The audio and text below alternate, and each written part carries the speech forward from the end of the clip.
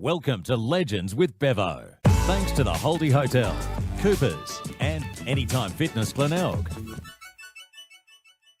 Well, good evening, ladies and gentlemen. Welcome to Live Legends with Bevo here at the Holdy Hotel. And what a treat we've got tonight. We're joined by the SANFL Games record holder, 448 games with the mighty Glenelg Football Club. Also played 19 games of state footy, three-time premiership player, 73, 85 and 86. And also a three-time best and fairest. There's not much this guy hasn't done. Ladies and gentlemen, big round of applause for Peter Super Carey. Now, Super, let's just start on a bit of a sour note for me. I'm a big Port Adelaide Magpies and Power fan, and I've got to talk about last year's grand final because your Bays knocked off my beloved Magpies, but credit to them, they were just the best team all year and they deserved a win. What was it like to break that 33-year premiership drought? And, you know, when that final siren went, what was that feeling like? And perhaps tell us about some of the guys who led the grand finals after-match celebrations. Yeah, Bevo, you said it was a sour note. It was certainly fantastic for me and the Glenelg Footy Club. And beating Port in the grand final was just that extra special as well. Unbeknownst to a lot of people, we've only beaten two sides in grand finals, and that's North Adelaide and Port. So that was our second win against Port. We actually knocked them off in 1934 as well. So two grand final premierships against Port's pretty special, and it was great. As you said, we had a fantastic year last year. I think we were the best side all year, and to go out and knock Port off at Adelaide Oval in the grand final was very special. And you've got to talk about the grand final celebrations, the aftermatch celebrations, because they must have been pretty crazy on that Sunday night down at the Bay. And I'm guessing Maxi Proud might have been one of the ones that liked to have a bit of fun and some of the other lads as well. Everyone was having fun. We had a dinner at Marion Hotel first, and then we came to the club about 9:30. And to see the amount of Glenelg supporters was here, it was just fantastic, and it meant so much to so many people. It was just a special night.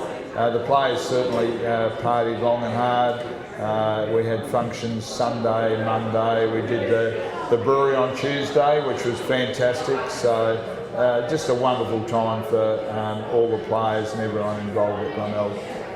I do have to say congratulations, you were the best team on the day, so well done. And I think Port's won enough premierships over the years. We had to share a few with you guys as well sometime. But obviously this year's been a very interesting year with the COVID situation, and you've actually taken over as the president of the Glenelg Footy Club. Nick Chidwitten previously before that, so what is it like being the president, and how's this year going in these uncertain times? Yeah, it probably wasn't the ideal time to take over as president. It has been really tough from a number of angles. Financially, it's been hard. You know, being actually able to get our team on the park's been hard. So lots of challenges. It's great that Chiggy's still on the board, so he's still there to support me, which has been great. It's just we're so lucky to actually be playing footy. You know, there's other states, the VFL in Victoria haven't got off the ground, so we've been very fortunate. We've got a 14-week competition, finals.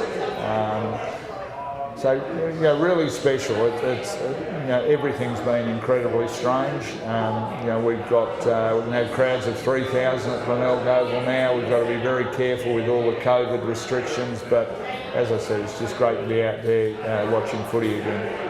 And this year's season, obviously, at this point, lost last week to the Eagles by 78 points, but you've shown some good signs. Obviously, haven't sort of had that consistency you had last year. What do you think the Bays need to do to improve to potentially set up another or a back-to-back premiership chance this year? You have to mention the 78 points. Yeah, it was very disappointing. We'd certainly played reasonably well the few weeks before that. We'd beaten North Adelaide and then beaten Westies really comfortably. So I was expecting at least a competitive effort against the Eagles. They have been the best side all year, so we always knew it was going to be tough. But to get blown away the way we did, they were 4 goals up at quarter time, we were kicking with a 5-goal breeze, so the game was virtually over at quarter time, which was really disappointing. We're going to really see the character of the boys to see where they can come out. We've got come out this week. We've got Central Districts at ACH Stadium on Saturday, and we need to really come back strongly this week. If we beat Centrals, we're reasonably assured of getting a place in the finals. And then I think it's anyone's game. Once you get into the finals, you know, our record at Adelaide Oval has been very good this year and was good last year. So I think we're still in with a chance, but certainly the Eagles are the favourites to win. And you mentioned the Doggies, they've actually been playing some pretty good footy, obviously knocked off Norwood the other week, but it just goes to show even West Adelaide knocked off Bays earlier on the year, so it's such an even competition, which is wonderful, but you have to watch out for the Doggies though, that's going to be a good clash. Yeah, look, the competition's been great this year. I think there's only there's 5 sides capable of winning the premiership. Norwood are just sitting outside the 5. They've got a big game against South this weekend. If they happen to knock South off at Noarlunga, they're back in the hunt to be in the finals. Centrals have played some good games. We did beat them out of Elizabeth reasonably easily earlier in the year, so we're expecting that we should be able to beat Centrals at home. And let's talk about your illustrious career. 448 games, which is a SANFL games record, unbelievable stuff. Tell us all about the journey, the Peter Super Carey journey, and where it all began, and obviously going on to play for the Bays and everything. Yeah, it's probably a fairly long story. I spent most of my junior footy life in Warrnambool in Victoria, so we moved there from England when I was 6. So I had 8 years playing footy in Warrnambool. Had a reasonable amount of success there in the junior grades, and then our family moved to Adelaide when I was 15. Played a couple of years of Colts footy or under 17s footy for Glenelg. Didn't have high expectations of where I'd finish with footy, but you know, managed to work my way through the grades from under 17s to under 19s. Played a few reserves games, and you know, suddenly I got a phone call on a Thursday night at 9 o'clock saying I was in the league side, and that was after only training for about 20 minutes with the league side. I'd only been training with the reserves, and it's quite, looking back now, fascinating. I hadn't met one of the league players that I played with. On the first game, my first game was at Elizabeth against Central Districts, and I hadn't met one of the players. Unbelievable, what a story. And obviously we spoke about the Port Glenelg rivalry before, and you know, it's probably not quite as brutal as it was back in the day, but why was there so much hatred between Port and the Bays, and you know, what was it like playing in those games when the old Granger versus Collins days? Bevo, I don't think anyone likes Port Adelaide, do they? Unless you barrack for them. Although it was such a great side, they had a lot of success. People liked to dislike them. We did have some brutal games against Port over the years. Certainly, you know, David Granger on a few occasions upset a number of the Glenelg players. You know, I still remember when he hit Neville Caldwell off the ball. And Neville took a couple of years to recover from that, so they were quite spiteful games, and we had a fair share of success in the period that I played, but not in grand finals. So I wasn't lucky enough to beat Port in the grand final, but I would have loved that.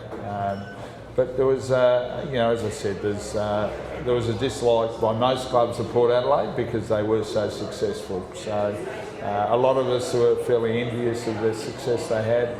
They've been a great footy club, obviously the leading footy club in South Australia for a number of years, so you've got to give them that credit, but I still love beating them. You know, it's amazing how many people you hear saying the same kind of thing, but you know, this year we've seen no Port Adelaide Magpies or no Crows in the SANFL, and it's amazing how many people have actually said that they're actually missing having Port Adelaide in the SANFL. It's not the same kind of SANFL without the Port Magpies in there as much as you hate them. You know, tell us more about that, Super. Bevo, a few people would actually argue about Port being in the SANFL. I think they're an important part of the SANFL. It's been an interesting competition this year without them. I think it's still been a very competitive competition without Port and the Crows. They'll be back next year, so we'll see how they go. They'll be probably playing with a reduced AFL list, so it'll make it harder for them to be competitive in the SANFL. Last year they finished second and third, which was the best finish for both clubs in a number of years. So Port have been around the place a couple of times, Crows haven't been that successful. So I do honestly think they add something to the competition. I think our players, for instance, aspire to do well against both the Crows and Magpies. So it'll be great to have them back next year. Yeah, I've actually interviewed Maxi Proud last year, and he said the same kind of thing. Like, he loves playing against his AFL listed players because it really gives him a good challenge as well. Oh, absolutely. We played the Crows at Glenelg last year, and we had Sam Jacobs, Bryce Gibbs, Eddie Betts, Richard Douglas and someone else all playing for the Crows, and I reckon one of those players was probably getting more money than our whole playing list, so that was quite interesting, and we knocked them off as well, which was quite pleasant. Yeah, it's a good effort there. And the difference between modern footy and footy back in the day, obviously it's not quite as brutal now as what it was back in those days, but how do you find modern footy, Super, in terms of the SANFL and the AFL? Because talking to a lot of ex-players recently, they find it hard to watch. Kim Costa actually said the other week he finds it hard to watch. Yeah, I must admit I still enjoy going to the local footy. I still enjoy watching the SANFL. From my humble opinion, I think the AFL is overcoached now. I think the lack of scoring doesn't make it as much fun to watch, and it'd be great to see. I know they've spoken about a number of ways they can encourage teams to kick more goals. So it's really disappointing. We had Channel 7 are doing something on the day we kicked 49 goals, and Central's kicked 11 goals on that day, so we had 60 goals kicked in one day, and we're lucky now that 11 goals that Central's kicked would win most games in the AFL now. So I think there's something they need to do is to get more scoring. I think everyone loves people kicking goals. We had a number of years in both the VFL, AFL and the SANFL where full forwards were kicking 100 goals, which people loved coming to watch these people kick 100 goals. And I don't think there's going to be a full forward kick 100 goals ever again in the AFL. Well, let's hope that changes, because we all love the high scores, like you said. So, and in terms of going back to your career as well, was there ever any temptation to go across to Victoria, and any clubs sort of reach out to you and tell you to come across and play in the VFL as it was back in those days? I actually signed with the Melbourne Footy Club when I was 19 years old, and for a number of reasons I didn't get across there. Then a few years later, St Kilda were chasing me to go and play at St Kilda as well, but again for various reasons, I enjoyed playing at Glenelg. They were a successful side. I was being well paid. I enjoyed the environment. I really didn't feel like shifting again back to Melbourne to play. Who knows what would happen? But as I said, I had a marvellous career at Glenelg. I wouldn't change it for anything. So. I might have missed the opportunity to play in the VFL, but I'm not really regretting it. And 19 games of state footy, I mentioned at the start as well. Pretty amazing achievement. Talk to us through some of the players that you played with and against, some of the best ones. And that's probably one of the reasons it wasn't such a big deal to go to Victoria. I did get to play against guys like Gary Dempsey, Brownlow medalist, Peter Moore, another dual Brownlow medalist. So I was playing against the best players in Australia. I had the opportunity to do that, particularly when we played against Victoria. Also Western Australia had Graham Moss running around and Steve Michaels running around. So I always felt that I was playing against the best, so I didn't actually have to go to Melbourne to play against the best. But they had some fabulous players. We had some great contests. Probably still regret I didn't play in a winning game against Victoria. We came close a couple of times, we didn't do it. So a bit of a regret, but some great games and really enjoyed that the competition against those great players. And who are some of the funniest teammates you played with at the Bays and state footy? Funniest. Steve Highwood's a great mate of mine, and he's the best joke teller I know. We had Mad Dog Darryl Rady, who I went to school with. He was incredibly funny, and some of the things he got up to, I can't really repeat tonight, but that was good. Yeah, so they were probably the funniest guys that I played with. But I sort of made so many great mates at Glenelg, over the 18 years I played there, and still keep in contact with them all. So that's a great thing about footy. Yeah, it's wonderful, Super. Well, before I officially end tonight, is there anyone that has any questions for the great man out there? No? Pass the microphone there, Gammon. G'day Peter, just wondering, two-part question. Firstly, can you explain the AFL rules in terms of ruck infringements? And the second part is that it intrigues me that with some outstanding ruckmen like Brodie Grundy and Nick McNui, that they keep on just dropping the ball with their feet. Why don't they use their athleticism and push it out wide and vary their skills as you did as a player for the Bays? In answer to the first part of that question, I get really confused with how the umpires umpire ruck infringements. I tend to think let the ruckman do it because the umpires don't really know what's going on. There's very few ruckmen that are 6'7" and are built like ruckmen. So let them go. They try and interpret what's going on, and they're wrong a lot of the time.